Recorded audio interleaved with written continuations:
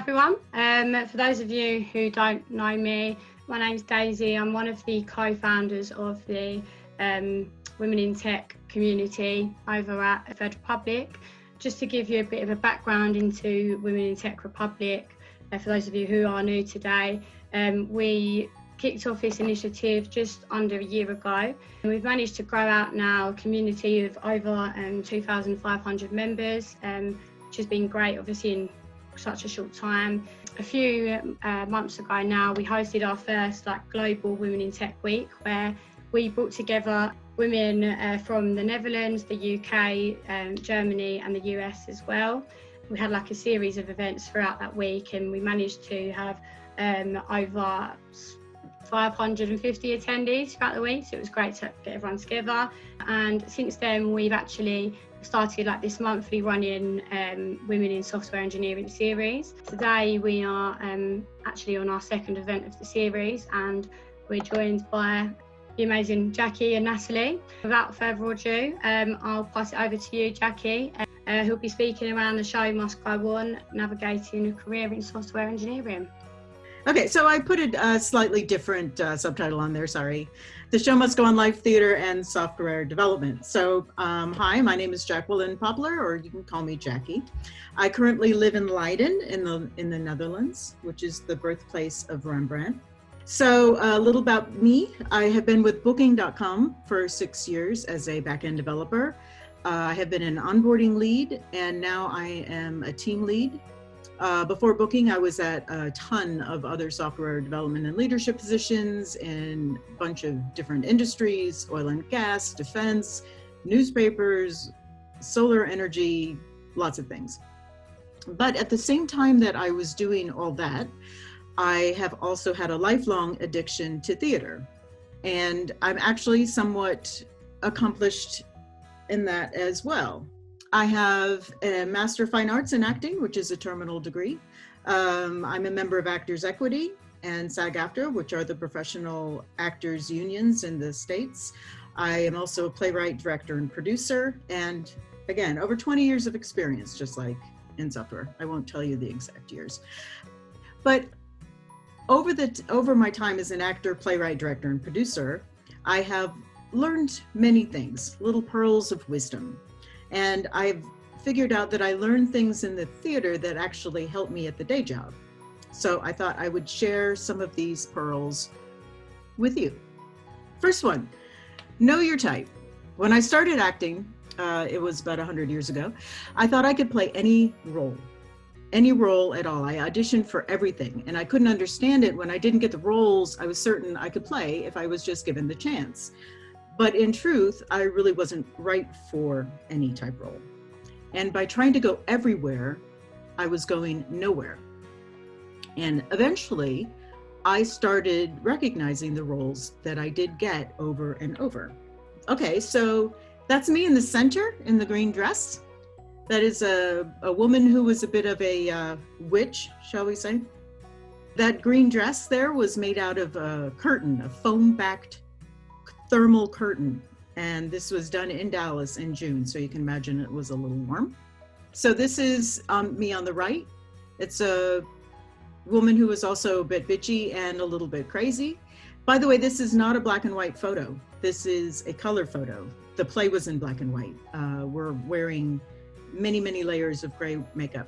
And so I was a German spy posing as a Russian, or I think it might have been the other way around. Not quite sure.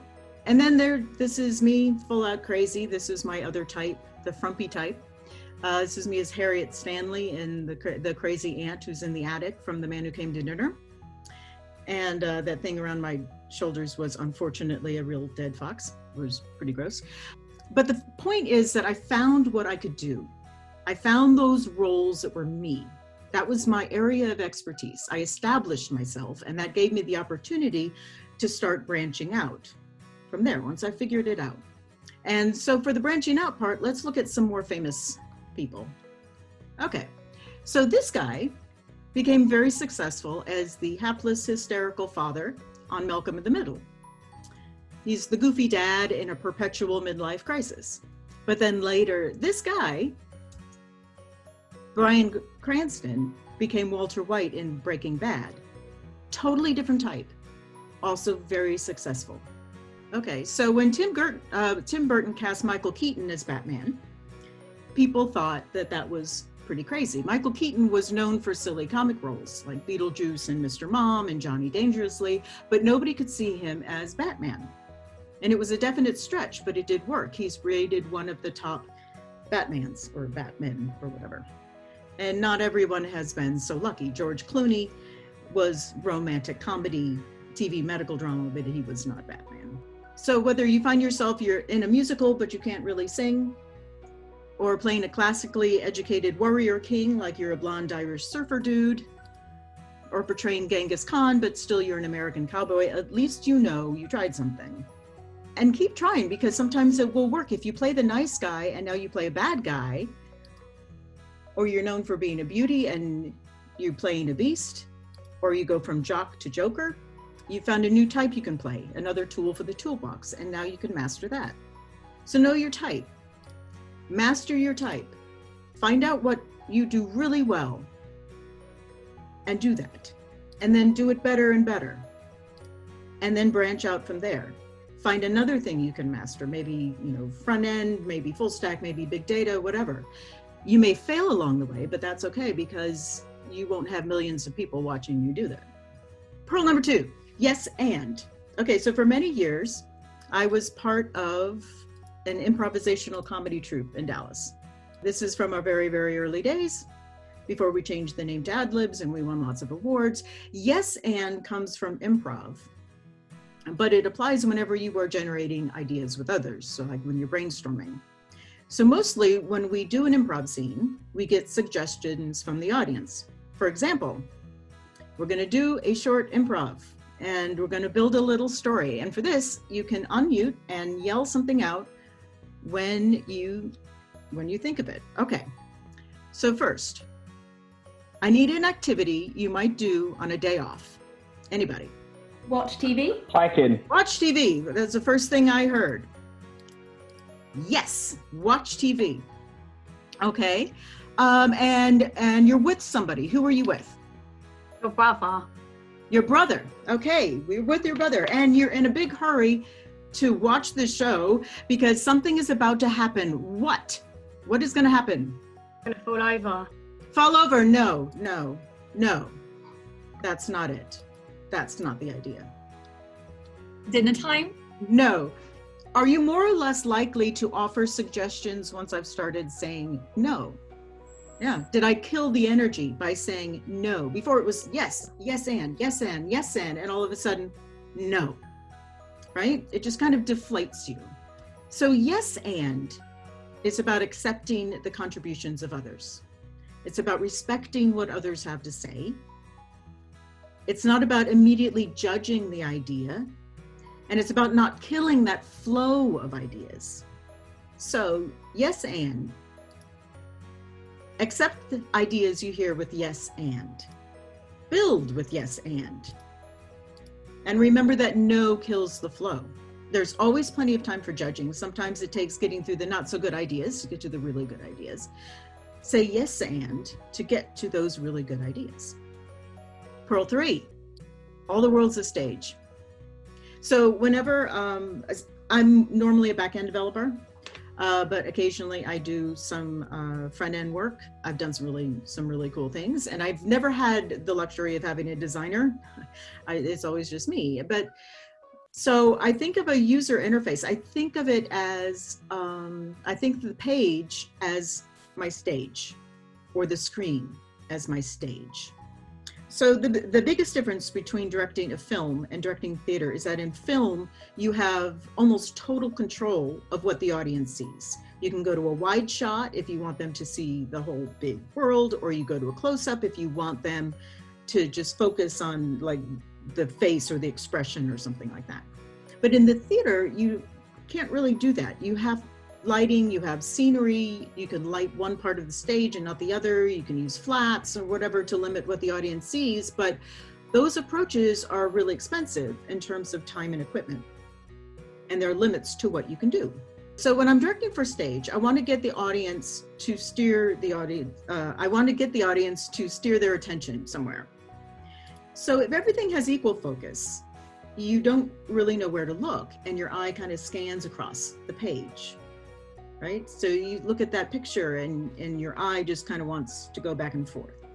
And even if you add a fancy background, it's still kind of the same thing. It doesn't really help all that much. Who is important here?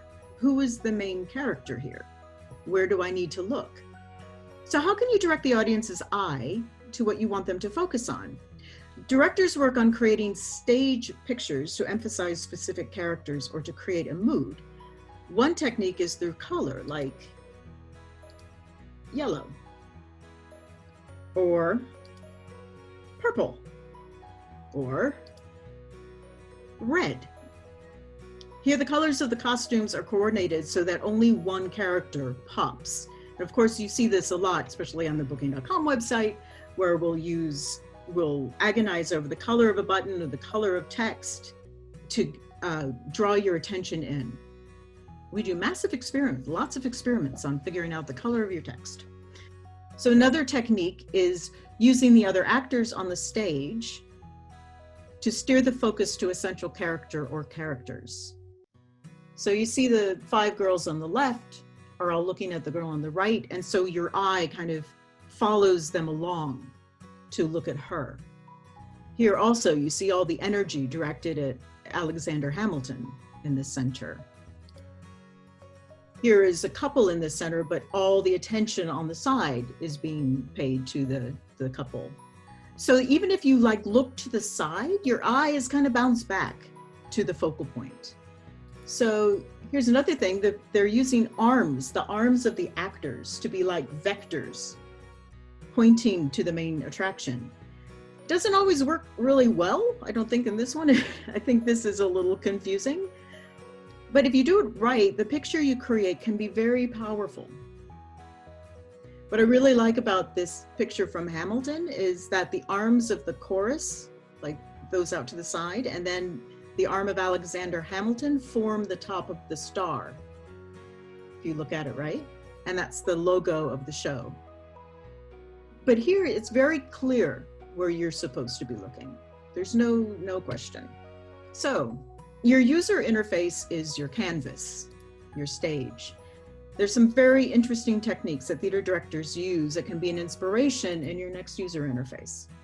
So when theater comes back, and I really hope it does so very soon, go see some shows and ask yourself how your focus is being directed. Pay attention to color. Think about what story it is telling you. Look at the lines and the shapes, and then go have fun with your stage or your page or whatever. Pearl 4, always be audition ready. So there's a saying that an actor is only as good as their last role.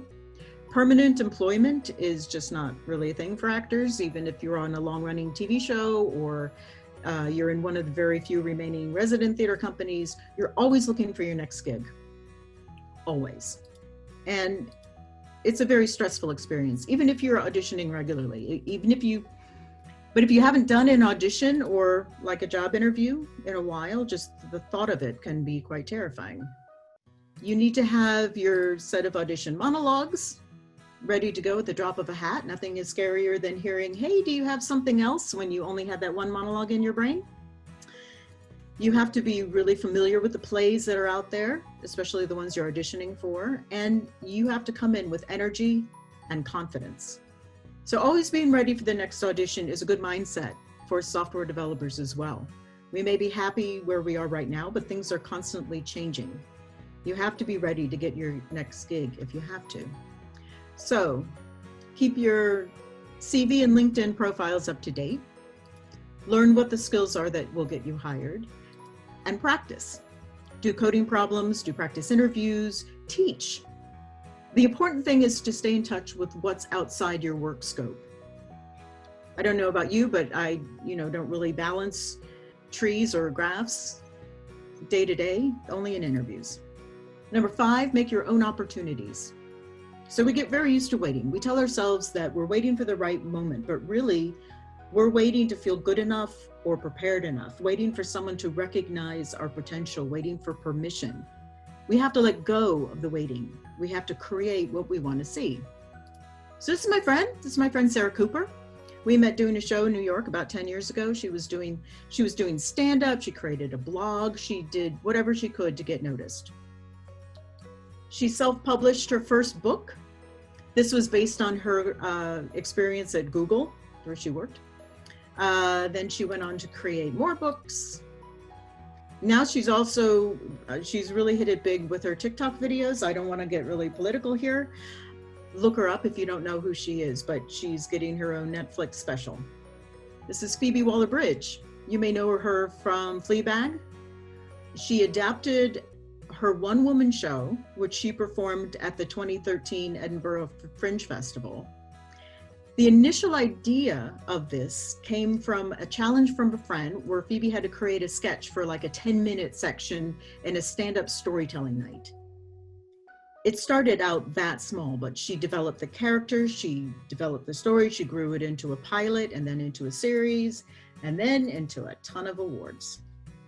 So make your own opportunities. No one is going to come along and say, hey, you have potential, let me help you. No magical fairy is going to tap their wand on you and say, you now have permission to do your own thing. Do it. Work on open source code, create an app, write a book or a blog or a presentation, add to the universe. And then finally, number 6, the show must go on. All right, so I've cast you all in a show. You're welcome. You start work on this new show just like any new project. And the cast, you, together with the cast, get together for the first read through. It's an exciting time full of expectations and hope. Everyone has their new role to play, but there's a bit of sizing up that goes on. You know, just like you start a project. You ask yourself, will I get along with these people? Will we be able to work well together? Or will there be a conflict? Will someone turn out to be a diva? Will the diva be me? And so you start the rehearsal process. Rehearsals are important. This is where all the work gets done. And not just for the technical aspects of the show. You walk there, you sit here, look for your light, all that stuff. But to create that environment of trust with your fellow actors. It's about commitment. It's about being professional. Okay, so after the regular rehearsals, which may or may not be fraught with drama beyond that of the show, there comes the dreaded Tech Week. This is it. This is where it all comes together. You've been safe in the rehearsal room with your stand-in props and your rehearsal costumes, but now you move to the stage, to the real set. It's mayhem. The lighting designer you met once at the read-through is now barking orders at you. People are standing on really tall ladders. There's real furniture all of a sudden. Seems much smaller than when you tried it on. The days are really, really long, frustrating, but it's all do or die. Will the hard work pay off? Will this mess turn into a show? And it does. No matter how bad it seems, it always does. Opening night is magical. It's when everything comes together in a way you thought impossible just the day before. The magic happens because the work you put in together. The ensemble is the key. You may have your differences. You may throw darts at your co-star's picture at home, but you put all that aside for the good of the show, for the project, because your audience, your customer, deserves it, and because the show must go on. Start with a good team. Commit to the work that needs to be done. Be professional in everything you do, and the magic will happen. So, theater's my passion, has always been, and yet wonderful people, and we're and because, but theater is really where I learn about life. And there are many other bits of wisdom we had actors hear over and over in our careers. Some of them are practical, some of them are very annoying. I don't bring them all to work, but not bumping into the furniture is always wise. But I do find these pearls of wisdom here at work useful. Knowing my type, saying yes and, seeing all the world as a stage, always being audition ready, making my own opportunities, and believing that the show must go on. Thank you. Thanks for that, Jackie. I think that was a really interesting perspective. We do have a few questions in the chat, so I'm just going to run through them with you now. Interesting point about teaching. Could you elaborate on how teaching can benefit our own development? Sure. You never really learn something well until you teach it. When you're learning, you're just taking it all in. Oh, how can I use that? But when you are trying to boil down the core of the concept so that somebody else gets it, then you will really know it inside and out. So with my onboarders that would start, like their first 2 months of booking, I would make them do half-hour presentations. So they would teach us something either they learned during their onboarding tasks or something they learned at other companies and their other experience. But it just gets you to focus on what are the really important points that people need to know. What would you suggest is the best way as a software developer to create your own opportunities? You can work outside your company. You can write libraries. You can commit to open source. I mentioned teaching, also mentoring, both mentoring somebody else and being mentored. Reach out, network, find people just outside of your small realm at work, think beyond work. Another question. So she said, a very beautiful and original approach. The competition out there is pretty fierce and people become aggressive about it. How do you deal with doubting yourself? That's a really, really good point, especially for women, because we're taught early on that we're not supposed to be software developers. We're not supposed to be good at math. We're not supposed to do all these things. When I started, it wasn't quite that, because this was, back in when dinosaurs roamed the earth, but there were a lot more women percentage-wise in software development. This was before the personal computer came out, which kind of changed everything. The most important thing is to know that you know what you know, if that makes sense. The more you can prepare, the more you are sure that, okay, I have studied this, I have worked with this, I am skilled with this. People can't take that from you. And I know there's a lot of people, they just like throw the buzzwords out there and, try to appear smart and stuff, but just be confident that they're probably just throwing out buzzwords and you know what you're talking about because you've used it, and that's it. Again, it's knowing your type, mastering something first so you can be confident. And another question. So from Helene, so she's recently been made redundant due to COVID-19 and still junior with under a year's experience. I think that's resulted in quite a knock of confidence. So what's your number one tip?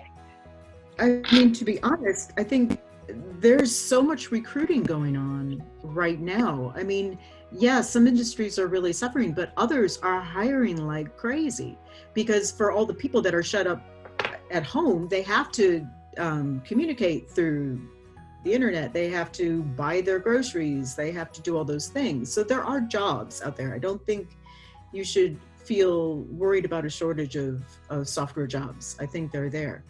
So the best thing to do is practice. If you're a coder, if you're like a software developer, get yourself this book, Cracking the Coding Interview. Do practice problems, like Interview Cake, that they have problems for all sorts of things, and you can practice and you can get scored.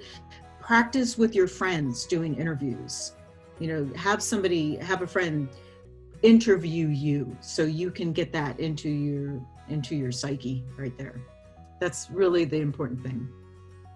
Actors never have confidence. I mean, in those auditions, you have to go in and you have to pretend to have all this confidence and your knees are shaking and you're scared to death. So just fake it. Just fake it. Just tell yourself, you know what? I am confident. You won't believe it, but that's okay. Just say it and go. You'll be fine. So another question, do you also happen to bring some insights from your developer work to your acting work? If Definitely. yes, what? Oh, definitely. In fact, I taught at Penn State University, where I got my master's degree. I would teach acting for non-majors. And one of the things I like to do is to incorporate everybody's major into how I taught acting. Physics worked especially well, you know, like for every action, there was an equal and opposite reaction and stuff like that. But one of the most important things I bring from software development is that teamwork aspect, which goes both ways. I brought it from theater to work. I do it the other way around. And also, it's kind of weird, but that boiling down of what the important thing that happens, like when you're creating a method, you're creating a function, you have to know something comes in, something happens to it, and something else comes out. And you don't want to have a lot of wasteful stuff in there, right? It should just do what it needs to do and get out. You're not gonna, you know, alphabetize a bunch of words just for fun in the middle of the function, no.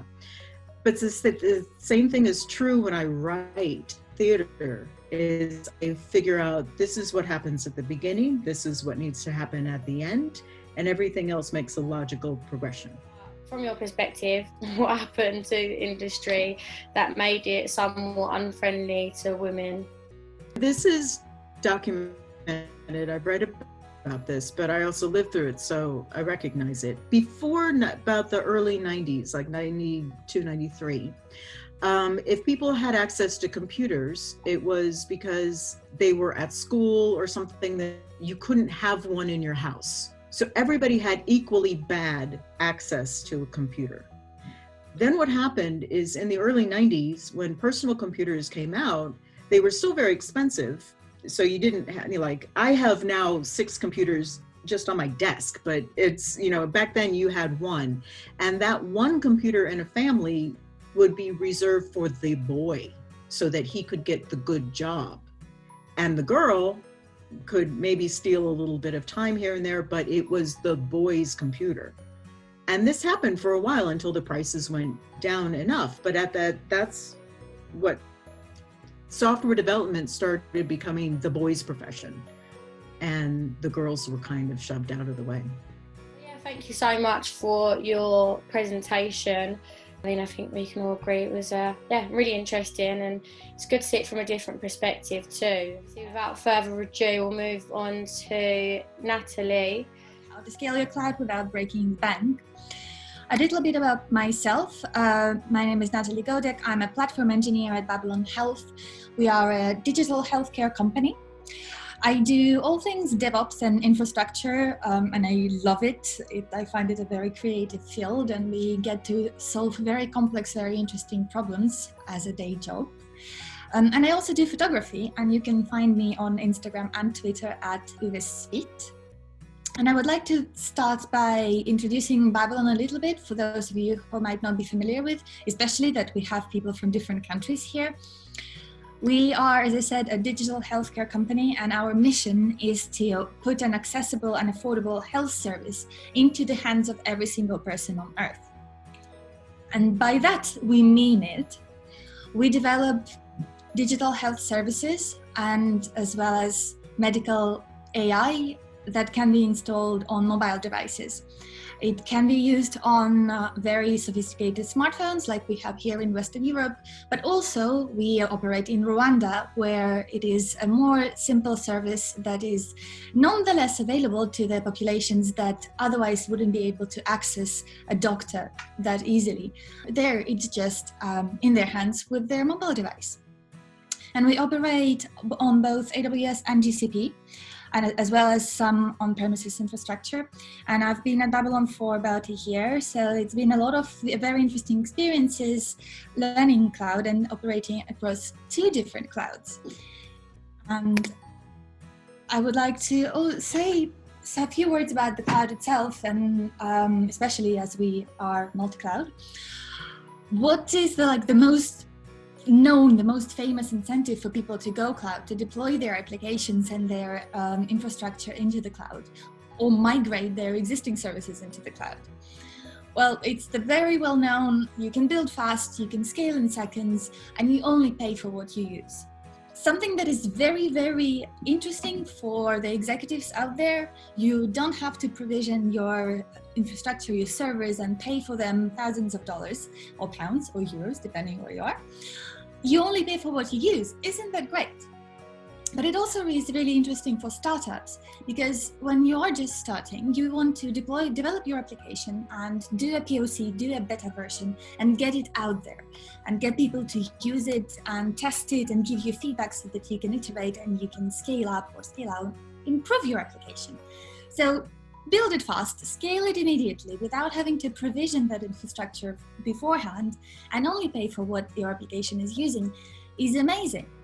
And people are noticing it. Like this guy on Twitter, he just spun up some infrastructure immediately to triage 12 million images.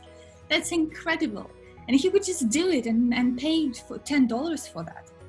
That sounds amazing. But is it? They forgot a GPU instance.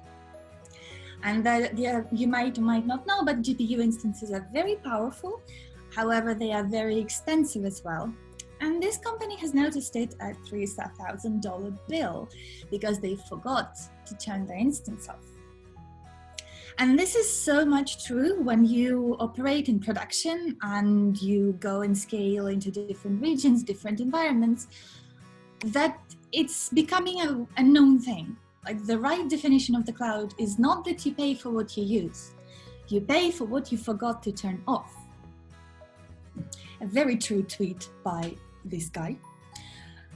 And you might think, okay, no, well, this sounds very trivial and I will never do that. I will never forget something running a production. You might be right, I hope you're right, but even the best of us, when you scale out and you have new deployments and you need to serve thousands, tens of thousands, tens of millions users, these things tend to happen, and then you get Jira tickets asking you to turn off 2 large databases and save $5,000. How did that happen? How did 2 databases that have never been used, how did they get into the environment and get left there without anyone noticing? That's what I want to talk to you about. So I want to explain the methods that you can use when you develop your infrastructure and you deploy things, the tips and tricks that we found that you can use to avoid being the guy on Twitter or girl on Twitter saying, oh, we forgot to turn the GPU instance off and it billed us $3,000. So what are those tips and tricks? There's a few of them, and we at Babylon found them very useful, and that's why I wanted to share them with you. First things first, you have to tag everything.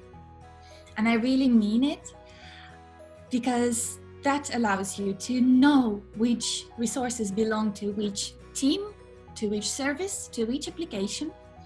When you want to have a look at why your bill came in so big or so little, you can triage and see very, very well, graphically, which resources are being used by who. And if some application is suddenly becoming quite greedy, you can go to that team. If you have a tag that says team, name of the team, unicorns, you can go to unicorns and say, hey guys, your application is being a little bit resourceful. Is everything okay? Is that expected? Have you budgeted for that? But to be able to do that, you will have to tag everything. And our team spent 2 or 3 weeks, I think, in March, where we went out and we tagged all of our RDSs, all of our EC2 instances, S3 buckets, everything. And then after you've done that, you have to monitor your resource usage and your resource costs. Why is that important? When you have provisioned something and you estimate that your application will need a large instance. And then you expect it to run that way, and you will be billed for a large instance, which will be quite expensive. However, if your application is not actually using that amount of power of CPU, of memory, then you are being billed for nothing. You're not using those resources that you have requested. And unless you monitor your resource usage, you will not know. So you need to utilize the tools that you already have. If you're using AWS or GCP, I'm sure Azure has the same things. I'm not familiar with what tools they have in Azure. But in AWS, you have Cost Explorer, where you can monitor your usage, your costs, your trends, depending on your environments, and service charge types, and your instance types, resource types, etc. In GCP, it's called Billing. You can build very powerful, very detailed billing reports that will allow you to know where and how you're spending. And also, if you already have the data, you can pour it into your favorite dashboarding tool, which for us is Grafana, and build dashboards that are really tied into your perspective and your needs. For instance, if you're in a development team, you would want to probably see the trends of the resources that are used by your application or your service that your team is developing and is responsible for. And sometimes maybe for your business, it makes sense to invest in a paid tool, such as Cloudability. This talk is not sponsored by Cloudability, but we do use it and we pay for it, and we found it very useful when figuring out where we could cut costs, where we could optimize our resource usage, etc. And I will show each of these tools later on so that we can see in practice what we can do with them. And then when you have that data, you've tagged everything, you've monitored your usage and your costs, and you have all of the data and you're looking at it, you can make decisions that are driven by the data. You can consider maybe you can change instance types or even use preemptible resource types. Those would be in AWS your spot instances, Aurora DBs instead of RDS instances. In GCP, it's called preemptible compute instances. Those resources where you can run your service without having a guarantee that the instance will always be there. If your resource allows to be stopped and restarted elsewhere without any interruption to it, then maybe you can consider using preemptible resource types, instance types. And if you have, I hope you do, development, staging, and production environments, then maybe your developers don't work on the weekends or at night, or maybe there are other times of day where some of your infrastructure doesn't need to be run. But for all of that, you first need to have a lot of data to base the decisions on. So let's have a look how we can do that. In AWS Cost Explorer, you can have graphs of your cost and spend. There's lots of reports that are predefined by AWS, or otherwise you can create your own. This is a very simple one that shows over the past 6 months the spend trends on different AWS services. So we have RDS, EC2, taxes, because you have to take that into account as well, EC2 instances, CloudWatch, and other resources. And even on this little small graph, you can see an interesting trend where RDS costs are going down. And that is happening because we've done a lot of work of putting away the RDS instances that we don't use, finding them, tracking them down, shutting down the resources that we no longer need. Maybe the services have been decommissioned, etc. And also right-sizing databases. Maybe someone doesn't need a 2 extra large RDS instance. Maybe they can do with a medium one. And this is really showing in the cost reports, and it's nice to see. If we look at GCP, I've tried to create the same kind of report as AWS. This is the past 6 months, according to the resource type. You will notice that we use different services of AWS and GCP. We use GCP for our data platform. So you can see on the right, BigQuery, KMS, Compute Engine, Composer, logging, and cloud storage. And you can see trends as well, where you can analyze, okay, what happened there? What happened between February and March? Why did the cost go up so much? And maybe there is an insight that you can act on. Maybe you should do something about it, or maybe there isn't. In our case, for instance, the usage is going up because we are popularizing our data platform with the analytics teams, and they're using it more and more. And so logically, the costs are going up, and that's budgeted and planned, and we can check with the teams whether they are doing what they have to do and what they can do to optimize their usage and their expenditure. One interesting thing that GCP has, and I want you to really pay attention to it if you do use GCP, or if you consider using GCP, they have suggestions, advice, recommendations for the things that you use. This exists for cost, but also for access patterns, which is a completely separate topic, but they do suggest things like that as well. You can see 3 Tableau instances here and suggestions that might save $75 a month on each of those instances. All of those are clickable in the console. If you go into the console and you see a little orange light bulb, you can click on that and see what they suggest. It usually means that the instance type that you're using is too big, or maybe it is too small, and then they will suggest to bring it up a bit. And this is very handy where you really have to estimate, like if you're deploying something for the first time, you will likely estimate how much resources is needed, how much infrastructure is needed, but maybe not exactly aligned to the reality of how this service will behave. So then GCP just tells you, hey, you can save some money, and that's very nice. I wouldn't be able to talk about cloud costs without talking about Kubernetes.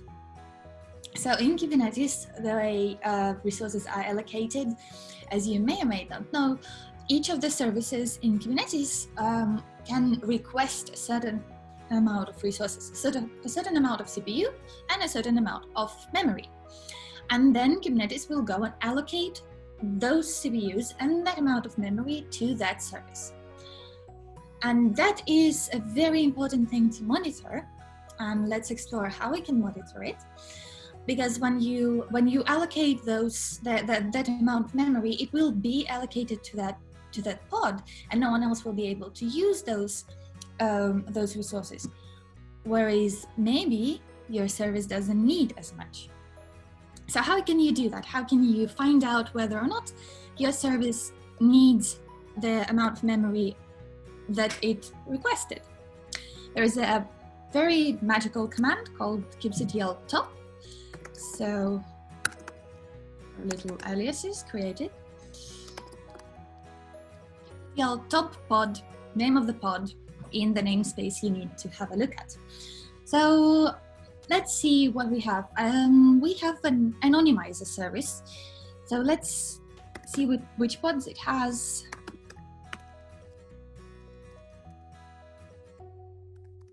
Dev and grep for anonymizer. Loads of them, but I'm interested in anonymizer itself. So I'll get the name of the pod. And then I will do kubectl pod name and the namespace. What this gives me is the actual current resource usage of that pod. And of course, that probably doesn't tell us much. So what we can do is automate that. The CLI is there. You can, if you have a list of services that you are deploying in Kubernetes, you can easily automate that. You've seen what I did. I did kubectl get pods based on the name of the service or the name of the deployment, and then took the name of the pod and did top pod on that. So that's a very easily scriptable thing that we can do in Bash. Show demo script and have a little script for that. So if we have a look, we can have a list of services that we want to analyze. We do a little for loop where we take each service from the list and get all of the pods of that service and write the actual current usage of the resources for that pod into a results file. and then do a little magical compilation of grepping and cutting into a different file to have a better representation. So this is really, really simple, just 2 for loops that do a bit of formatting, a bit of grepping, and 2 preemptctl commands. Let's run that and see what happens. Oh yes, let me show you the list of services that I would like to analyze, right? So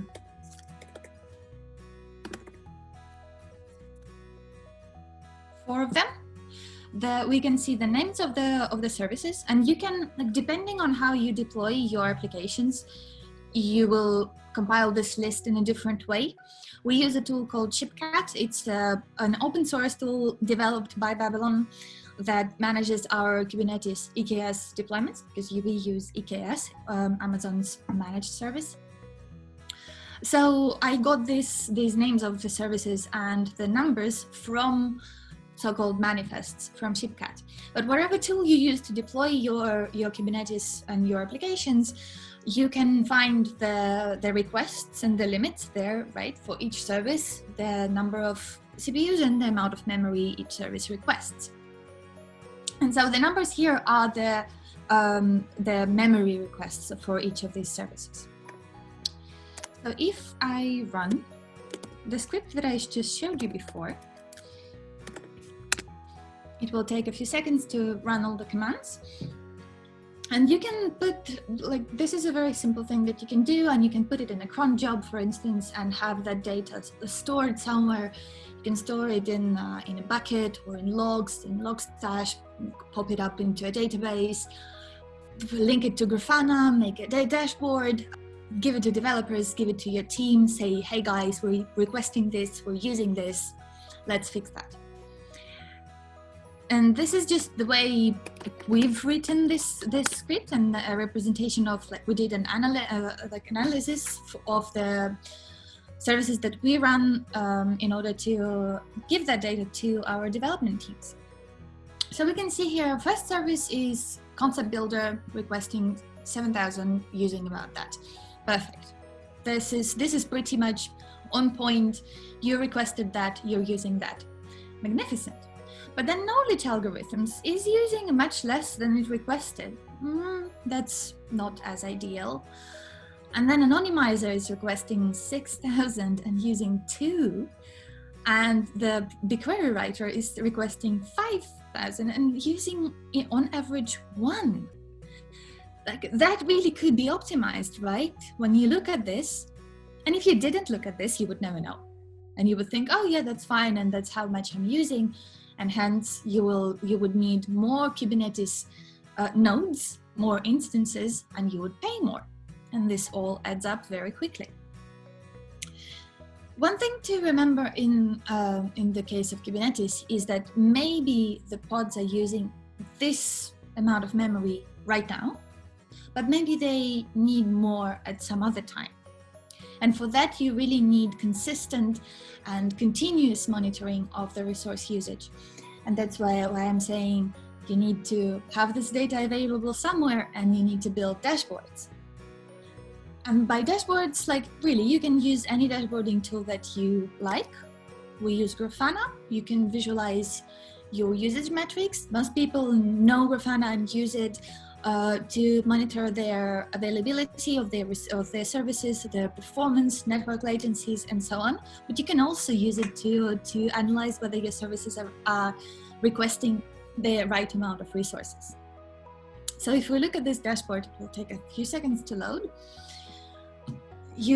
For instance, you can map for EKS for each of your microservices, so your applications.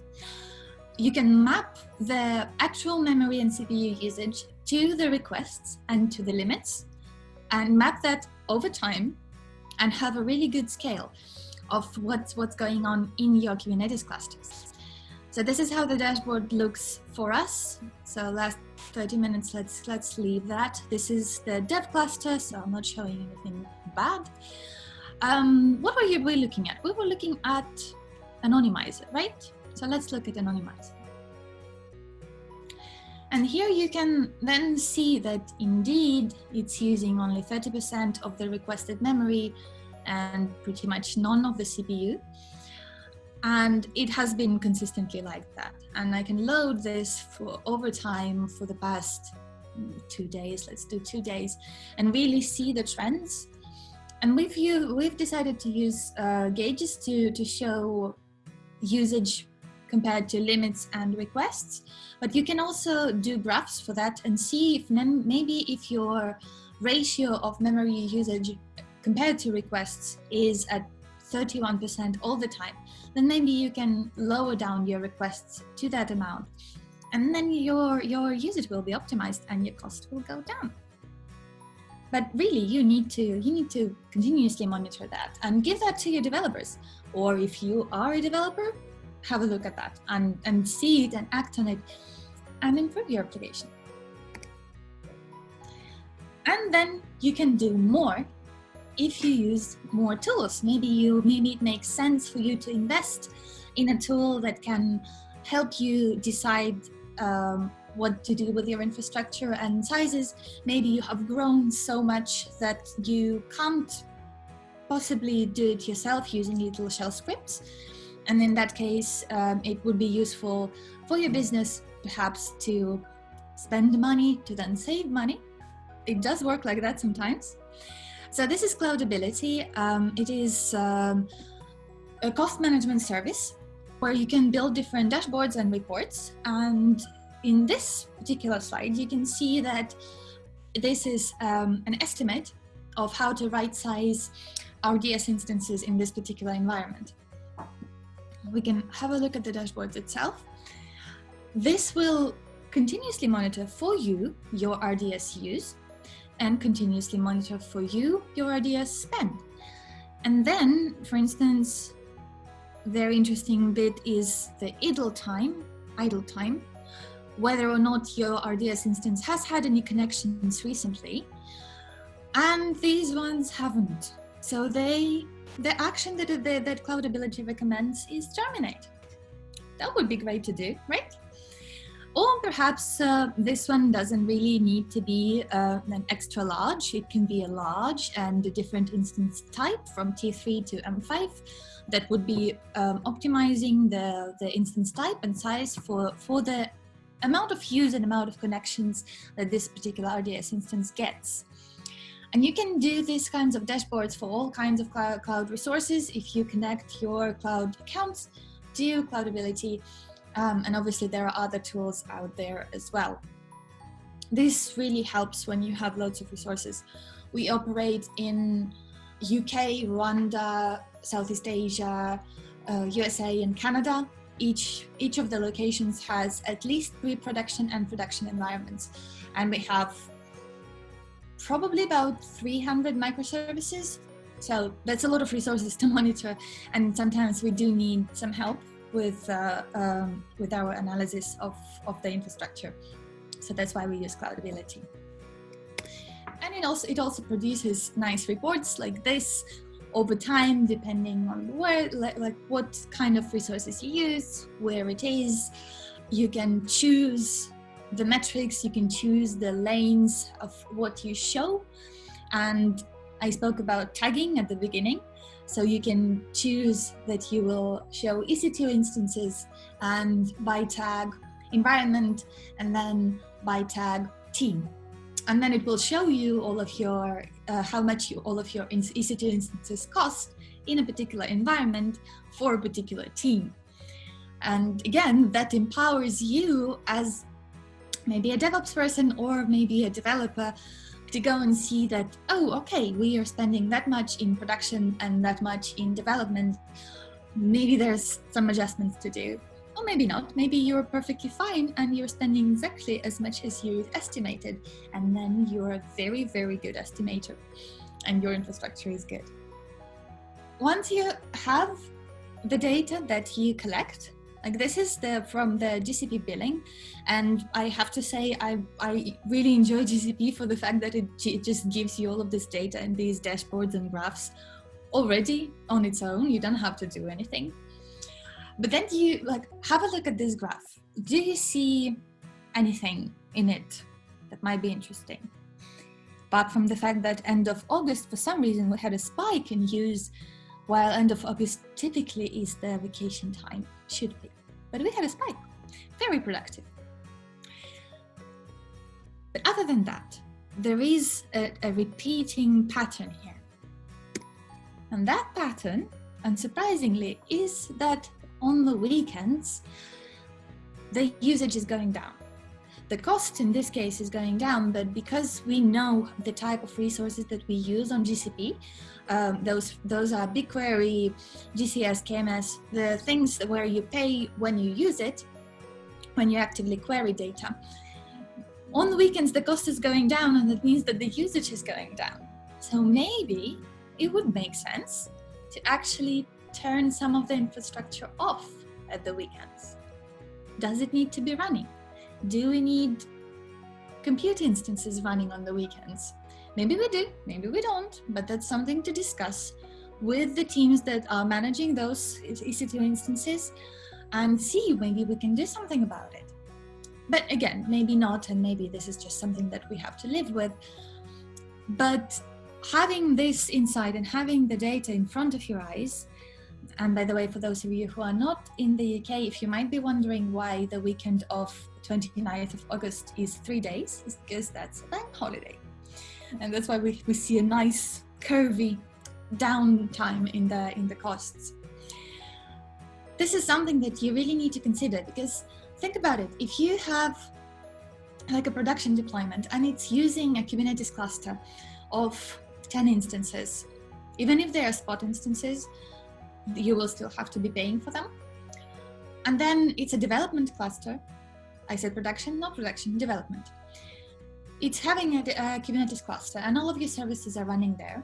And then you have maybe 5 database instances that are also running there. And then you have a load balancer, proxy, all of the networking, everything is running, but all of your developers are sensible people and are not working during the weekend. But it's still running and you're still paying for that. Should you be doing that? Maybe should you try to turn it off on the weekend? It would be also a really nice like chaos test for you to do. If you turn all of your infrastructure off and then back on, will all of your services come back? That's a good disaster recovery as well. But you have this data in front of you, like look at it and analyze and see what you can do. And then just be a happy chap who has saved so much money to the company that can go and do something new and cool and explore new resources and new infrastructures or applications, whatever you're into. And this is the slide to screenshot everything that I've been talking about. Tag everything. Please do that. Please tag everything. Even if you don't think you need it, you do. Please tag everything. Continuously monitor your use and your costs and compare them through applications, through cron jobs, through shell scripts. Empower your teams with that data, with the continuously monitored use and cost. Empower your teams to make changes. Consider making architectural decisions such as using preemptible resource types and instance types. And maybe shut down your environments when they are not used and don't have to be running continuously. Again, screenshot this slide. Do that now. And that's all from me. Thank you. I'm open for questions and hope you have learned something useful. Amazing, thank you. I've got a couple questions that we'll just quickly run through. One's from Madhu, who said, excellent talk, love the content. Do you know if service meshes like Istio offer the kind of cost monitoring? Istio would offer you network functionalities, but you should still use something centralized for cost monitoring, because you would want to really have a global view of all of your resources, not only within your service mesh, not only within your Kubernetes cluster, but everything, including databases and networks and load balancers, etc. From using both AWS and GCP, what do you think has the best services and what cloud has the best services and why? I can't say that one has better services than the other. As with everything on this planet in tech, use what's best for your purpose. They have different approaches to providing services. AWS allows you to be more to build more yourself, take little tiny bits of services and put them together and make them into something new. On the other hand, GCP has some things that they provide out of the box, such as billing representations and graphs, and logging and monitoring is out of the box quite good. So they both have different styles and different things that they offer that are out of the box. And Madhu said, do you take into account how much time it takes to bring everything back up if you turn it off for the weekend, for instance? Yeah, definitely. You have to have a test, perhaps in a sandbox, where you measure how much time it will take to bring it back up. That's definitely something that we're currently working on. We haven't been doing this for a while, and now we're looking into turning off our sandbox and maybe development environments. But then if they take too long to come back up, then that's a problem, and we'll have to see how we can optimize our services to make them more efficient. Brittany said, thanks for the talk, Natalie. Do you ever use auto-scaling? Yes, always. Scaling, it's incredible. If you use auto-scaling and spot instances, that's the best. Thank you, Natalie, for talking. Really, really interesting. With regards to, I just wanted to ask out of interest, Natalie, in terms of actually getting into engineering. So did you start as a software developer then? I've always been a systems engineer, always been in infrastructure. I wanted to originally go into networking, but my path has brought me into cloud DevOps engineering. And with DevOps for you, do you feel like it is just a mentality, or I know everyone has their own take on it? Is that what do you think around DevOps? Because it's always really interesting to ask everyone. Yeah, it is a culture festival, and I think at this point in time we've kind of reached a good place in the IT world, tech world, between developers and systems people, where we can understand each other. And I've realized the effect of the cultural aspect of it and communication aspect of it when I started working on our data platform, and I started talking to our data engineers. And the work hasn't been really put in place yet in terms of bringing down the silos and communication between data engineers and systems engineers and software developers. So there's a lot of the language that we speak is different. So that made me realize, oh wow, okay, we did really achieve a lot in the DevOps space. But in terms of job titles, my official job title is platform engineer. Currently, our team name is cloud engineering. Some people, Facebook calls it production engineering. It has many different names, but I think DevOps engineering is the most widely understood term. If you say, oh, I'm a DevOps engineer, people understand that, okay, you deal with the infrastructural and services bit, and you maybe can code to an extent or a different one, and you can also talk to the software developers and they will understand you. I have a question for both speakers. I was just wondering, obviously the tech industry is a very male dominated industry, and I was just wondering what you guys think that businesses and communities can do to kind of increase the diversity in the tech industry for women. Start early. Start working with girls. We have, I think Booking actually sponsored a camp. It was really cool with younger girls. Get them to break that idea of, oh, they're too cool to do math and computing stuff. Because they get to be like my niece's age. They're like 15, 16, and they don't want to do anything like that. And we have to get them back in. That's the age where they can really do things and connect and have great ideas, but we just turn them off and let them do that. They turn themselves off and we let them get away with it.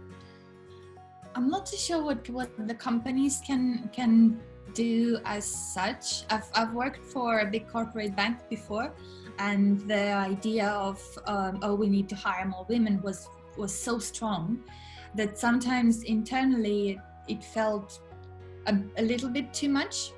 I mean, it was all for the best cause, and it did work a lot. But maybe like it was visible that it was an approach to get more diversity in. Whereas like right now at Babylon, I feel like we just are diverse, and the culture is like everyone is welcome. And I think that the ultimate goal and the ultimate place to go to is really that, to empower people and empower personalities, rather than think about, oh, I need to hire that person because their skin color is that, or because they are a woman, or because they are transgender, etc. I think if we can make everyone think that everyone is welcome, and what matters is the creativity and the engineering practices that we bring, that would be great. I don't know, maybe someone else has other experiences and thoughts on that. Yeah, I fully agree with your point of view. I had the same idea actually, what you just said. So thank you both again for a lovely evening, and we'll see everyone soon.